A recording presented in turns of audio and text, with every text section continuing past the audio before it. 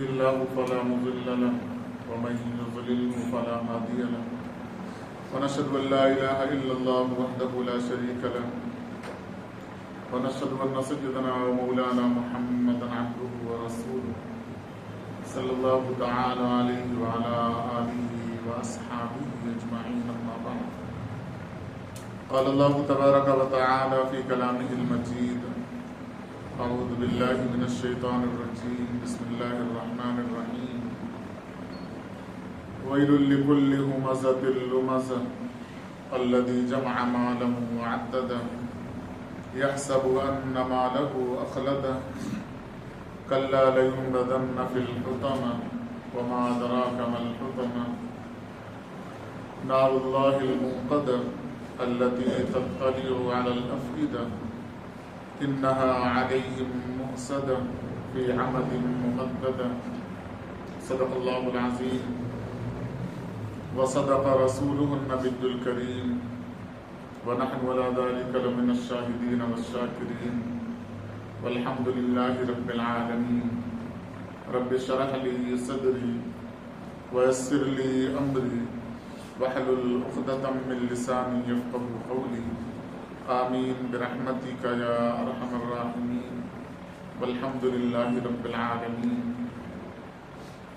حضرات سامعین، اللہ جل شانہ کا لاکھ لاکھ شکر و احسان کہ اللہ جل شانہ نے ہمیں ایمان کی دولت سے نوازا اور جناب رسول کریم صلی اللہ علیہ وسلم کی امت کے اندر پیدا فرمایا، اور نبی کریم صلی اللہ علیہ وسلم کا لاکھ لاکھ شکر و احسان کہ آپ صلی اللہ علیہ وسلم نے دین کی باتوں کو ہم تک پہنچایا۔ قرآن کریم اللہ تبارک و تعالی کی آخری کتاب جو اللہ تعالی نے اس دنیا کے اندر قیامت تک کے انسانوں کی ہدایت کے لیے بھیجا ہے، یہ آخری کتاب ہے۔ اس کتاب کے اندر کوئی رد و بدل، کوئی کمی، کوئی زیادتی اگر دنیا کے اندر کوئی کرنا چاہے تو ناممکن ہے، نہیں کر سکتا۔ اس کتاب کی، اس شریعت کی جتنی مخالفت کی جائے گی اتنا ہی یہ شریعت اور اس شریعت کے ماننے والوں کی تعداد انشاءاللہ بڑھتی جائے گی، کیونکہ اللہ تعالیٰ کا وعدہ ہے کہ قیامت سے پہلے دنیا کے اندر تمام لوگ اللہ سبحانہ و تعالیٰ کی وحدانیت کا اقرار کرنے والے ہوں گے۔ آج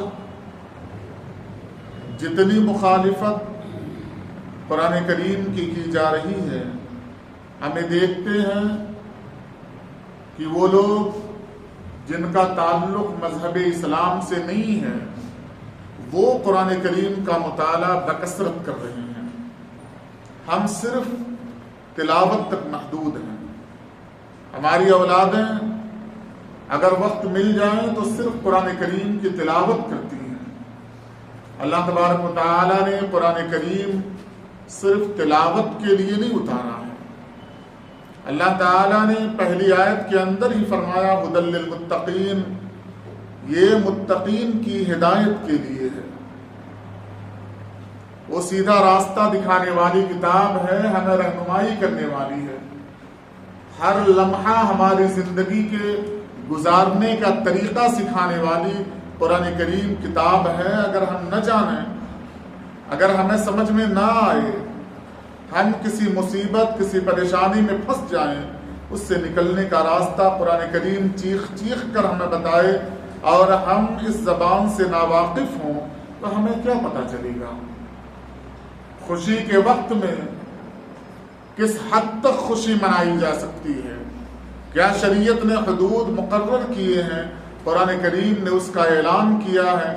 ہم خوش ہوتے ہیں تو آپے سے باہر ہو جاتے ہیں، ہمیں پتہ ہی نہیں چل پاتا کہ اللہ کے نبی صلی اللہ علیہ وسلم کا طریقہ کیا تھا، قرآن کریم ہماری رہنمائی کس طرف کر رہا ہے۔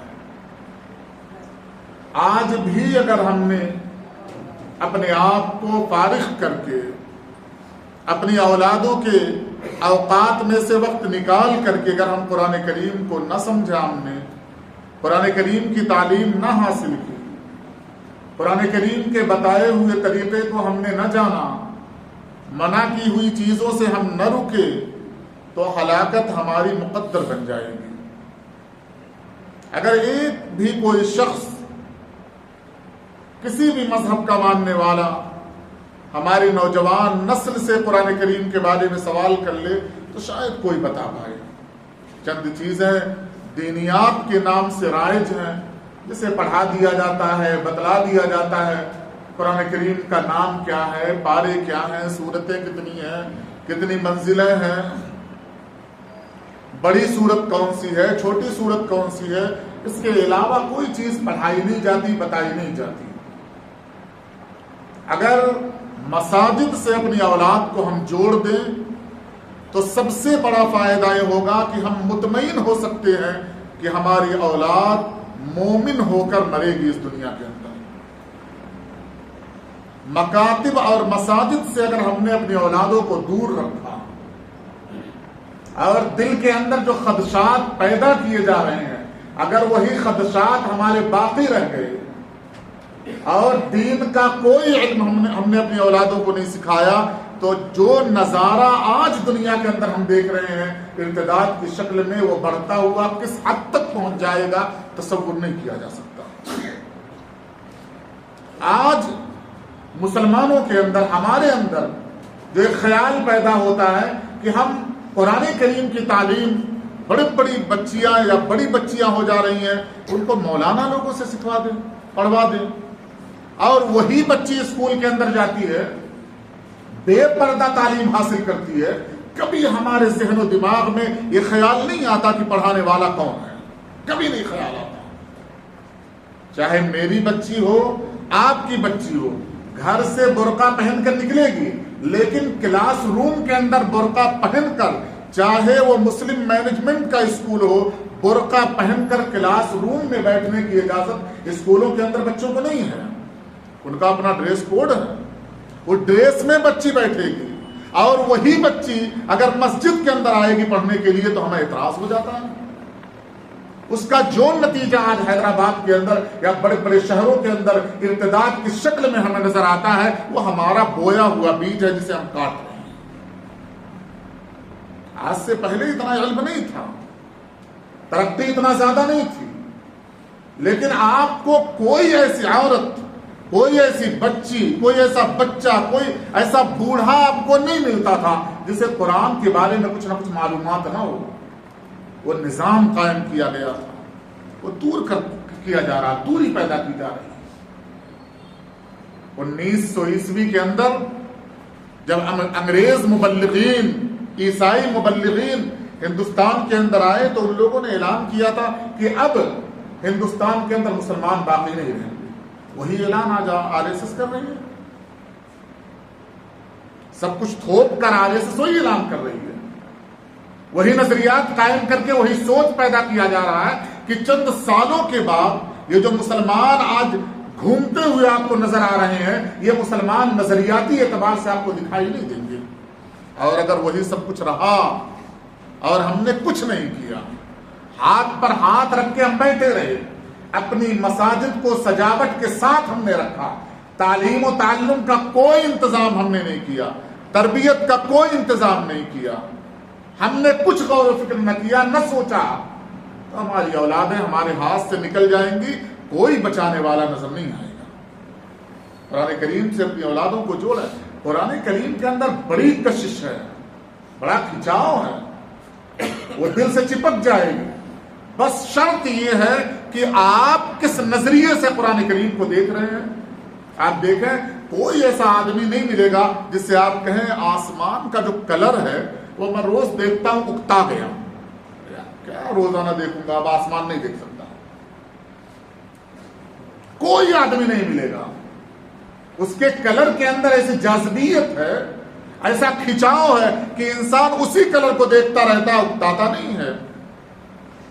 علماء نے لکھا قرآن کریم کے اندر وہ کشش ہے کہ ایک کتاب قرآن کریم کے علاوہ آپ کسی بندے کو دے دے، ایک بار پڑھو، दूसरी बार पढ़ो, तीसरी बार पढ़ो, चौथी बार वो उस किताब को हाथ नहीं लगाएगा, वो हाथ नहीं लगाएगा चौथी बार। वो कहेगा क्या बार बार इसी किताब को पढ़ना। लेकिन कोई दुनिया के अंदर आपको ऐसा बंदा नहीं मिल सकता जिसने ये कहा हो कुरान करीम मैंने कई बार पढ़ लिया, मैं कुरान करीम पढ़ना नहीं चाहता। वो जाज़िबियत उसके अंदर फितरी तौर पर अल्लाह तबारक व तआला ने रखी है, लेकिन हमने अपनी औलाद को कुरान करीम के इस खिंचाव के बावजूद कुरान करीम से अपनी औलाद को दूर कर दिया। हम कुरान करीम नहीं पढ़ते, कभी हम तिलावत नहीं करते, कभी उसके माने मफहूम में घर में बैठकर गौर करते हुए नजर नहीं आते। हमारी औलाद कभी नहीं देखती कि हम कुछ और पढ़ रहे हों, इल्ला के मोबाइल लेकर बैठ गए। और आप देखें कि आपकी नकल करके पैदा होने वाली औलाद जो अभी बात नहीं कर सकती, उसके भी हाथ में मोबाइल चाहिए, क्योंकि उसने पैदा होने के बाद आपको इसी हालत में देखा था।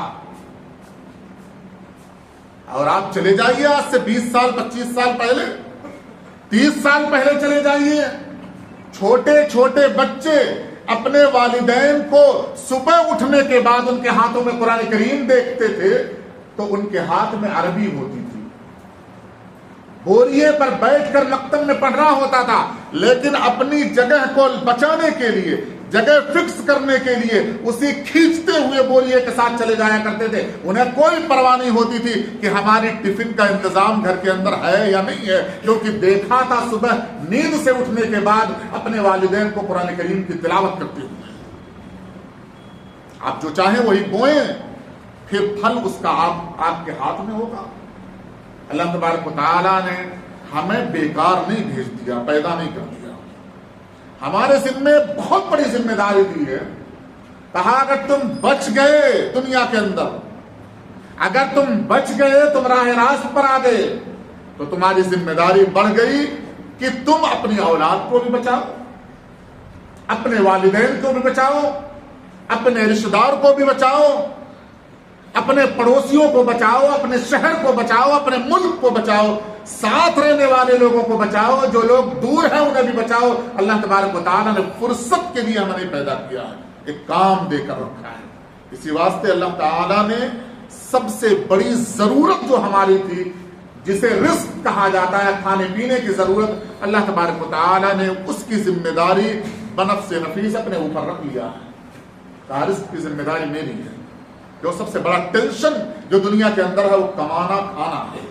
अल्लाह ताला ने फरमाया मुकद्दर है, ये तुम्हें मिलकर रहेगा, लेकिन इसके अलावा दुनिया के अंदर जो आमाल हैं उन्हें तुम्हें खुद कमाना पड़ेगा, तुम्हें खुद कमाना पड़ेगा। अपने आप को बचाकर कोई जन्नत के अंदर जाना चाहे, हदीस के अंदर आता है तने तनहा वो जन्नत के अंदर जाना चाहेगा, उसकी औलाद उसका दामन पकड़ लेगी, अल्लाह से शिकवा करेगी कि अल्लाह इसे जन्नत में दाखिल कर ले मेरे बाप को।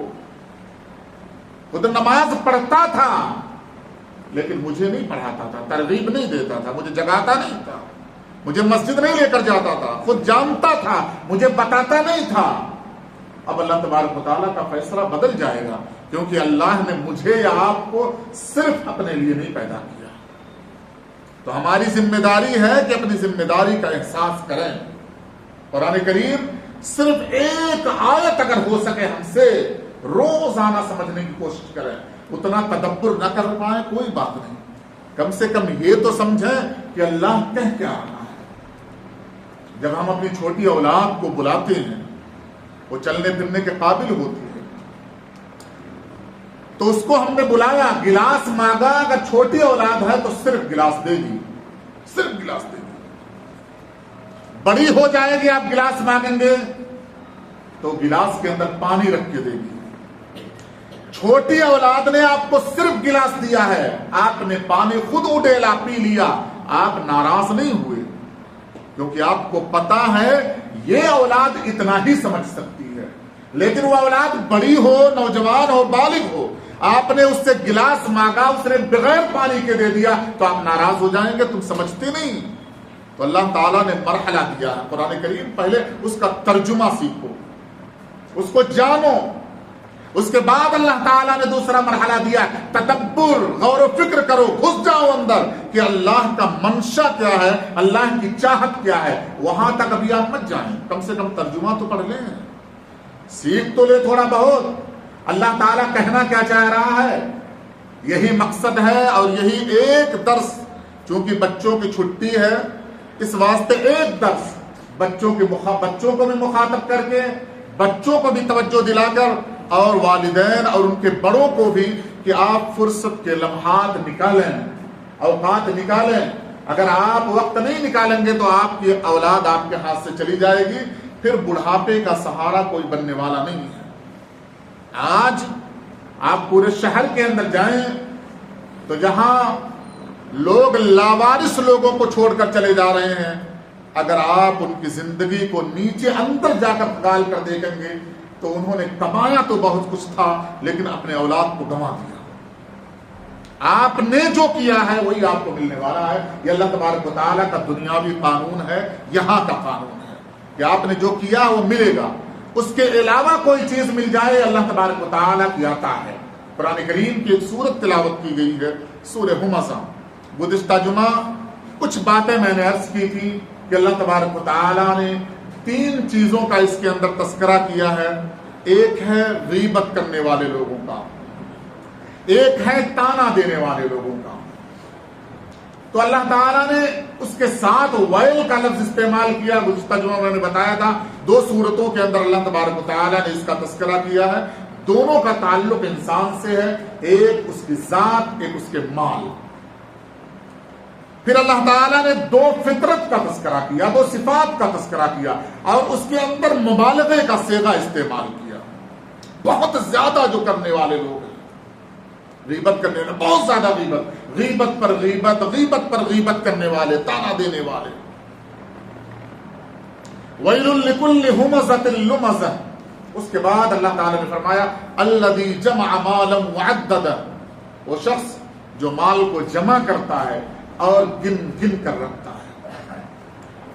علماء مفسرین نے یہاں سے ایک اشارہ دیا ہے کہ ان لوگوں کی طرف اللہ تبارک و تعالیٰ نے بھی اس آیت کے اندر اشارہ دیا جو زکوٰۃ ادا نہیں کرتے، مال کو جمع کر کے رکھتے ہیں، زکوٰۃ ادا نہیں کرتے. آگے جو اللہ تبارک و تعالیٰ نے فرمایا یحسب ان مالہ اخلد. یحسب، کیا وہ گمان کرتے ہیں کہ یہ مال انہیں ہمیشہ زندہ رکھے گا؟ مفسرین نے لکھا ہے کہ اللہ تبارک و تعالیٰ نے یحسب جو لفظ استعمال کیا ہے وہ مزاقیہ لفظ استعمال کیا ہے، استہزائیہ. جیسے کوئی بندہ کسی سے کہے، استاد اپنے شاگرد سے کہے گا تم نے سوچ لیا تھا کہ تم بچ جاؤ گے، یعنی تم کوئی کام نہیں کرو گے تم بچ جاؤ گے. تو اللہ تعالیٰ مزاقیہ لفظ استعمال کر رہا ہے کہ بندہ یہ گمان کرتا ہے کہ یہ مال اسے ہمیشہ رکھے گا. یعنی اللہ تعالیٰ نے بتانا چاہ رہے ہیں کہ اس کی سوچ اتنی گھٹیا سوچ ہے، اتنی گھٹیا سوچ ہے، اتنی گئی گزری سوچ ہے کہ وہ سوچ رہا ہے کہ جو مال میں نے جمع کر کے رکھا ہے، جس کو میں گن کر رکھتا ہوں، یہ مال مجھے زندہ رکھے گا. زندہ رکھنے کی 2 صورتیں علماء مفسرین نے بیان کی ہیں. ایک ہے مال، دوسرے ہے اولاد. جو مسلمان لوگ ہیں انہیں ایک دم یقین ہے، ہر انسان کو یقین ہے ویسے کہ وہ مرے گا، وہ پکا یقین ہے. پھر اللہ تعالیٰ یہ کیوں کہہ رہا ہے ان مالہ اخلد، کہ وہ یہ سوچ رہا ہے کہ اس کا مال اسے ہمیشہ زندہ رکھے گا. زندگی کی جو شکل ہے زندہ رہنے کی، وہ 2 شکلیں ہیں انسان کے لیے، انسان کے اعتبار سے کہ کیسے انسان سوچتا ہے میں زندہ رہوں گا. وہ سوچتا ہے مجھے اولاد پیدا ہو، اگر بیٹی پیدا ہوتی ہے تو پھر سوچتا ہے ایک اور اولاد پیدا ہو، اگر پھر بیٹی پیدا ہو پھر سوچتا ہے ایک اور اولاد پیدا ہو، اگر 3 بیٹیاں پیدا ہو گئیں تو اب یہ سوچتا ہے ایک اگر اولاد مجھے ملے تو بیٹے کی شکل میں ملے. کیوں یہ سوچتا ہے؟ تاکہ اس کا نام، اس کی نسل اولاد کی شکل میں جو زندہ رکھے گی وہ باپ کو بیٹے کی شکل میں زندہ رکھنے والی ہے. بیٹیوں کی شکل میں نسلیں زندہ نہیں رہتی. اس واسطے وہ سوچتا ہے کہ اگر بیٹا پیدا ہوگا تو گویا میرے مرنے کے بعد میرا نام، میرا وارث پیدا ہو جائے گا، یعنی میں زندہ رہوں گا۔ اور دوسری شکل مفسرین نے بیان کی ہے، مال ہے، اگر اولاد نہ ہو کسی کے پاس تو انسان بڑا بخیل ہوتا ہے، پھر وہ سوچتا ہے کہ یہی مال مجھے زندہ رکھے گا۔ آپ دیکھیں دنیا کے اندر آج 7 ڈومز دیکھ لیں، 7 گنبد، یہ جو قطب شاہی زمانہ تھا، مرنے سے پہلے اپنی قبروں کو کیوں بنا دیا؟ تاکہ یہ مقبرہ لوگ دیکھ کر آئیں گے تو کہیں گے ارے عبداللہ قطب شاہ، محمد قلی قطب شاہ، قلی قطب شاہ، یہ میں نہیں رہوں گا لیکن میرا نام لیا جائے گا۔ 4 مینار بنا دیا، تاج محل بنا دیا، لال قلعہ بنا دیا، یہ اس واسطے بنایا میں مر جاؤں گا لیکن یہ میرا مال مجھے زندہ رکھے گا۔ اللہ تبارک و تعالیٰ استہزائیہ لفظ استعمال کر رہے ہیں، اس بندے نے گمان کر لیا کہ یہ زندہ رہے گا، یہ مال اسے زندہ رکھے گا۔ کلا، پھر اللہ تعالیٰ خود فرما رہے ہیں ہرگز ہرگز ایسا نہیں ہوگا۔ لَيُنبَذَنَّ فِي الْحُطَمَةِ، کون، کن کے بارے میں اللہ تبارک و تعالیٰ انکار کرنے کے بعد فرما رہے ہیں کہ انہیں حطمہ کے اندر ڈالا جائے گا؟ جن کے اندر چغل خوری کی عادت ہو، تانا دینے کی عادت ہو، مال کو جمع کر کر کے رکھنے کی عادت ہو، گن گن کر رکھنے کی عادت ہو، مال کو سونگھنے کی عادت ہو، خوش ہو جانے والا بندہ ہو کہ مال ہے، روزانہ حساب دیکھ رہا ہے، اکاؤنٹ دیکھ رہا ہے کتنا آیا بھائی، آج بیلنس چیک کر رہا ہے کتنا آیا بھائی، کہیں خرچ تو نہیں ہو گیا، بے قرار ہو جا رہا ہے، بے چین ہو جا رہا ہے۔ اللہ تبارک و تعالیٰ فرما رہے ہیں یہ حطمہ کے اندر ڈالا جائے گا۔ مفسرین نے لکھا ہے کہ جو لفظ اللہ تبارک و تعالیٰ نے استعمال کیا ہے، ایک ہوتا ہے ایسی جگہ پھینکنا، ڈالنا کہ ہم نے کسی چیز کو اٹھایا کہیں ڈال دیا، لیکن یہ جو اللہ تبارک و تعالیٰ فرما رہے ہیں یہ آگ کے اندر ڈالا جائے گا، وہ ہے گھن کر کے ڈال دینا، جیسے کچرے کو کچرے دان میں ڈال دینا۔ ایک کپڑا اٹھایا بندے نے، اسے ڈالا، وہ ڈالنا گھن نہیں آ رہی ہے اسے ڈالنے میں، لیکن کچرے کو جب وہ اٹھا رہا ہے تو اسے گھن آ رہی ہے، وہ کچرا کچرے دان میں ڈالنے کے بعد آ کر ہاتھ دھوتا ہے۔ اللہ تعالیٰ فرما رہے ہیں جس کے اندر یہ 3 صفات ہوں گی اسے ڈال دیا جائے گا، پھینک دیا جائے گا، کہاں؟ حطمہ کے اندر۔ پھر اللہ تعالیٰ سوال کر رہے ہیں وَمَا أَدْرَاكَ مَا الْحُطَمَةُ، کیا تمہیں پتا بھی ہے حطمہ کیا چیز ہے؟ بندہ کہتا ہے جب کسی کو ڈراتا ہے میں تمہیں ماروں گا، تمہیں پتا ہے میں کون ہوں، یعنی وہ بتانا چاہتا میرا تعارف ہے، مجھے جانتے ہو، اگر تم مجھے جانتے تو یہ نہ کہتے۔ اللہ تعالیٰ فرما رہے وَمَا أَدْرَاكَ مَا الْحُطَمَةُ، کیا تمہیں پتا بھی ہے کہ وہ ریزہ ریزہ چورا چورا کر دینے والی جگہ وہ آگ کیا چیز ہے؟ پھر اللہ تبارک و تعالیٰ خود فرما رہے ہیں نار اللہ الموقدہ۔ مفسرین نے لکھا ہے کہ اللہ تعالیٰ نے آگ کو اپنی طرف منسوب صرف اسی صورت کے اندر کیا ہے۔ قرآن کریم میں کہیں اللہ تعالیٰ نے آگ کو اپنی طرف منسوب نہیں کیا، اپنی طرف اس کی نسبت اللہ تبارک و تعالیٰ نے نہیں کی۔ صرف ایک آیت یہی ہے جہاں اللہ تعالیٰ نے فرمایا نار اللہ الموقدہ، کہ وہ اللہ کی آگ ہے۔ جب یہ کہہ دیا اللہ تعالیٰ نے اللہ کی آگ ہے تو اللہ تعالیٰ کو یہ بتلانے کی کیا ضرورت تھی؟ موقدہ، اسے اللہ تعالیٰ نے سلگائی ہے، اسے اللہ تعالیٰ نے جلایا۔ آگ خود خطرناک چیز ہے۔ جہنم کا جو تعارف اس صورت کے اندر اللہ تبارک و تعالیٰ نے فرمایا، کسی اور صورت کے اندر اتنا تفصیلی تعارف اللہ تبارک و تعالیٰ نے نہیں فرمایا۔ پھر اللہ تعالیٰ نے فرمایا التی تطلع علی الافئدہ، وہ آگ جسے اللہ نے جلایا ہے، پتہ ہے وہ دل تک پہنچ جائے گی، اس کی رسائی دل تک ہو جائے گی۔ کیونکہ دنیا کے اندر اگر کوئی آدمی جل جائے تو آگ کی لپٹ، آگ کی تپش، وہ سوزش اس کے دل تک پہنچنے سے پہلے پہلے وہ بندہ ختم ہو جاتا ہے، اس کی روح قبض کر لی جاتی ہے، یعنی دل اس کی تپش کو، اس کی تیزی کو محسوس نہیں کر پاتی۔ اللہ تعالیٰ فرماتے ہیں کہ جو اللہ نے آگ جلائی ہے اس کی پہنچ، اس کی تپش اتنا تیز ہوگی کہ وہ آگ دل تک پہنچ جائے گی، یعنی موت نہیں آنے والی ہے۔ جلد جلے، گوشت جلے، وہ آگ کا وہ گوشت کا ٹکڑا جو بڑا نرم اور نازک ہے، جو بڑا اہم ہے، اللہ تبارک و تعالیٰ نے جو دل بنایا ہے انسان کے جسم کے اندر، اللہ تعالیٰ فرما رہے ہیں اس نازک ٹکڑے تک اس آگ کی رسائی ہوگی. انہا علیہم مؤصدہ، اللہ تعالیٰ فرما رہے ہیں اس آگ کے اندر وہ بند کر دیا جائے گا. خطرناک چیز اللہ تعالیٰ فرما رہے ہیں، بند کر دیا جائے کسی کو آگ کے اندر. اگر گھر کے اندر آگ لگ جائے اور دروازے بند ہوں، آدمی بھاگتا ہوا نظر آئے، اس کا ڈر، اس کا خوف، اس کی خوف تھوڑی سی کم ہو جاتی ہے. اللہ تعالیٰ آگے فرما رہے ہیں فی عمد ممدد، آگ کے ستون میں وہ قید کر دیا جائے گا. اگر کسی کو گھر میں آگ لگا دی جائے، ایک کھمبے سے اسے باندھ دیا جائے، بھاگنے کی وجہ سے جو ڈر، جو خوف کم ہو رہا تھا، باندھنے کی وجہ سے خوف بڑھ جائے گا، اس کی تیزی بڑھ جائے گی، اس کا عذاب بڑھ جائے گا. اللہ تبارک و تعالیٰ فرما رہے ہیں کہ تم دنیا کا تصور نہ کرنا کہ اگر گھر کے اندر آگ لگ گئی، گھر کے دروازے بند ہیں، فی عمد ممدد، تمہیں باندھ کر رکھا جائے گا آگ کے ستونوں سے، تم قید کر دیے جاؤ گے جہنم میں، نکلنے کی کوئی شکل، کوئی صورت نہیں ہوگی. آگ اتنی تپش، اتنی تیز ہوگی کہ تمہارے دل کو جلا دے گی.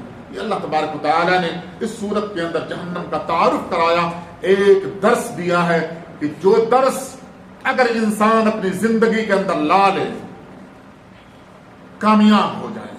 درس دیا کہ 3 صفات کے وہ مالک جو مشرکین مکہ تھے، 3 صفات کے، تانا دیا کرتے تھے، غیبت کیا کرتے تھے، مال کو جمع کر کے رکھتے تھے، گن کر رکھتے تھے، اللہ کے راستے میں خرچ نہیں کرتے تھے.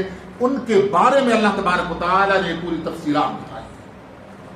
نصیحت کیا دیا کہ اگر تم مسلمان ہو، واقعی مسلمان ہو، تو یہ 3 صفات تمہارے اندر نہیں ہونی چاہیے کہ تم کسی کی غیبت کرو، مسلمان ہو. جب غیبت کرو تو سورہ ہمزہ پڑھو اور یہ دیکھو کہ اللہ تعالیٰ نے جہنم کا تذکرہ قرآن کریم میں بے شمار جگہ کیا ہے، لیکن کہیں اس کی تیزی کو بتانے کے لیے اللہ تعالیٰ نے نار اللہ کا لفظ استعمال نہیں کیا. لیکن فرمایا جو غیبت کرنے والا ہے اسے بتا دیا جائے کہ وہ اس حطمہ میں ڈالا جائے گا جس کی آگ کو اللہ نے جلایا ہے، جو دل تک پہنچ جائے گی. جو تانا دینے والا ہے اسے اس آگ کے ستون میں باندھ دیا جائے گا، اس آگ کے ڈبے میں قید کر دیا جائے گا جس سے نکلنے کی کوئی شکل، کوئی صورت نہیں ہوگی. اللہ تعالیٰ نے فرمایا وہ مالدار جس نے مال کو جمع کیا، مال کمایا، جمع کر کے رکھ لیا اور گن کر رکھ رہا ہے، مخلوق پر خرچ نہیں کر رہا ہے، اللہ کے راستے میں خرچ نہیں کر رہا ہے، اسے پتا ہونا چاہیے کہ اللہ کی جلائی ہوئی آگ کے اندر ڈالا جائے گا جس آگ سے نکلنے کی کوئی شکل، کوئی صورت نہیں. اللہ تبارک و تعالیٰ نے ایک نصیحت دیا ہے کہ مشرکین مکہ کی طرح نہیں ہو جاتا، جن کی صفات 3 تھی، اگر یہ مسلمانوں کے اندر آ گئی تو مسلمان تباہ و برباد ہو جائیں گے. سروے کر لیں تو یہ 3 صفت 100% مسلمانوں کے اندر پائی جائیں گی، 100%. اور پھر ہمارا یہ گمان ہے کہ اللہ کے نبی صلی اللہ علیہ وسلم ہماری شفاعت کریں گے، بچ جائیں گے. کیا اللہ کا اپنا کوئی قانون نہیں ہے؟ کہ اللہ کے اپنے اختیارات نہیں ہیں؟ اپنے قانون کے تحت اللہ تعالیٰ سزا نہیں دے گا. ہم اپنے آپ کو تبدیل نہ کرنا چاہیں، اپنے آپ کو نہ بچانا چاہیں، اور اللہ کے نبی صلی اللہ علیہ وسلم ہماری شفاعت کر دیں گے. حدیث کے اندر آتا ہے ایک جماعت حوض کوثر پر آ رہی ہوگی، فرشتے روک رہے ہوں گے، اللہ کے نبی صلی اللہ علیہ وسلم دور سے فرشتوں سے کہیں گے آنے تو میری امت ہے. آپ صلی اللہ علیہ وسلم کو فرشتے کہیں گے آپ کو پتہ نہیں کہ آپ کے اس دنیا سے پردہ فرما جانے کے بعد ان لوگوں نے کیا کیا کیا تھا؟ دین کے اندر کچھ ڈال دیا تھا، کچھ نکال دیا تھا. آپ صلی اللہ علیہ وسلم نے فرمایا دور کر دو، دور کر دو ایسے لوگوں کو جنہوں نے دین کے اندر کچھ داخل کر دیا یا دین سے کچھ نکال دیا اور دین کو دین سمجھا. ایسے لوگوں کی حوض کوثر کی ضرورت نہیں ہے. ایک اہم اعلان اور بات کو ختم کروں گا کہ یہ سال کا آخری چل رہا، آخری ایام چل رہے ہیں. ایک تاریخ آنے والی ہے مسلمان ہے، جسے کچھ حدود اور کچھ چیزیں بتا دی گئی ہیں کہ یہ کرنا ہے یہ نہیں کرنا، کہاں تک خوشی منائی جا سکتی ہے یہ تصور دیا گیا ہے اسے۔ اگر اس حد سے نکل کر کسی بندے نے اپنی خوشی کا اظہار کیا تو وہ اللہ تبارک و تعالیٰ کے غضب سے بچ نہیں سکتا۔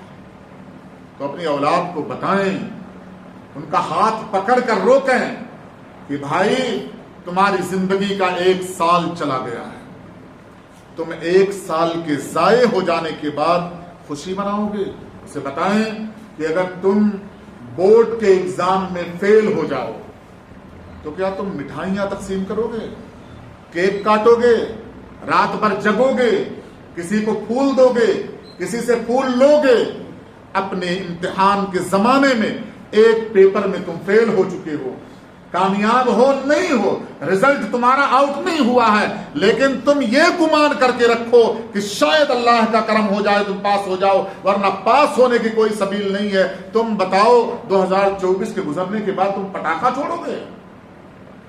اس پیپر میں تم کامیاب ہو نہیں ہو، پتہ نہیں ہے، ممکن ہے تم ناکام ہو گئے ہو، کیا تم پٹاخہ چھوڑو گے؟ اپنی اولاد کو بتاؤ، انہیں جاگنے سے روکو، انہیں بتاؤ کہ آپ صلی اللہ علیہ وسلم نے بتایا ہے کہ کوئی بندہ عشاء کی نماز کے پڑھنے کے بعد لہو لعب کے لیے جگے گا تو کل قیامت کے دن اللہ تبارک و تعالیٰ اس سے سوال کریں گے۔ وہ جگ نہیں سکتا کیونکہ اللہ تبارک و تعالیٰ نے رات آرام کے لیے بنائی ہے۔ وَجَعَلْنَا اللَّيْلَ لِبَاسًا اللہ تعالیٰ نے فرمایا، وَجَعَلْنَا النَّهَارَ مَعَاشًا اللہ تعالیٰ نے فرمایا۔ آپ اپنی اولادوں کو روک کر رکھیں کیونکہ کل قیامت کے دن حساب و کتاب ولدیت کے ساتھ ہوگا۔